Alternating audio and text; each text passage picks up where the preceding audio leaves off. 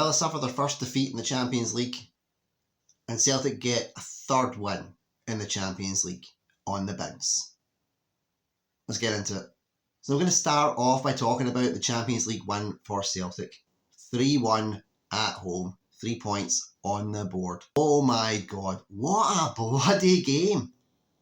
That is what Celtic fans have been praying to see for years. Absolutely amazing. To go a goal down and then to be 2-1 up by half time and then going into the second half and not resting on our laurels and trying to protect the win, but really going for it and getting the win. My God, this is something that I haven't seen in a Celtic team even since Celtic 2 Barcelona 1.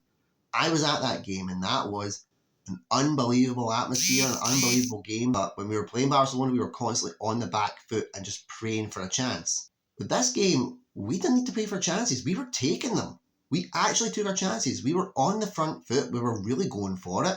We were really intense. Yeah, the first goal from RB Leipzig absolutely knocked the stuffing out of us. But we roared back. And Nicholas Kuhn's goals, oh my God, absolutely fantastic. How can you make a first goal look so clinically professional, yet also like you were playing in your slippers because you were that calm? Was it because he was playing against his old club and he had a point to prove? I don't know. But, oh, wow. All those things about Kuhn not being fit to lace Jota's boots are well behind you now, aren't they? And Rio Hatate to get the third goal is just brilliant for him. He gets some amount of stick, and I don't know why. I think he's a great player.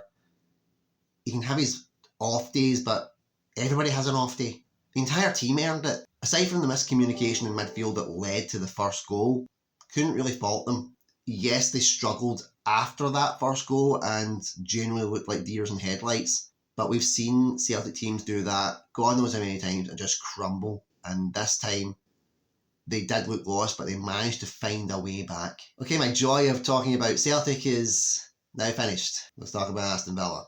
I'm not bothered that we lost the game. I'm bothered about how we lost the game.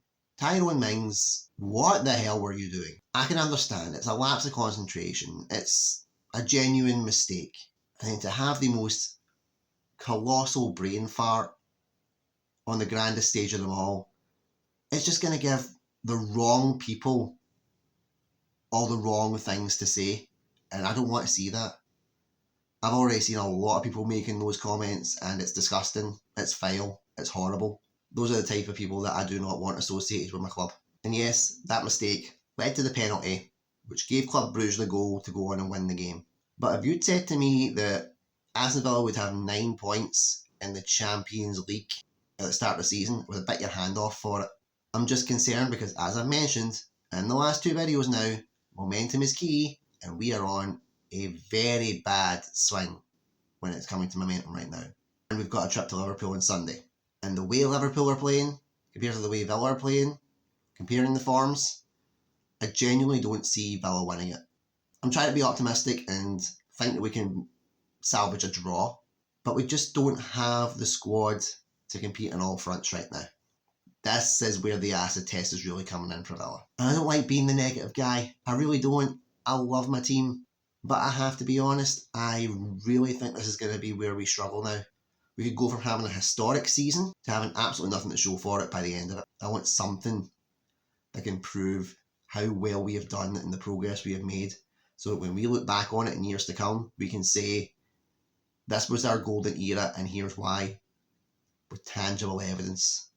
Rather than saying it's a golden era and we achieved all these high finishes and we got into the Champions League for the first time and we did all this stuff, but people going, but what have you got to show for it? But in a way, this makes me glad to be a Celtic and an Aston Villa fan because it backs up my point about momentum. Celtic have got momentum and it's increasing their confidence and it's showing in the results.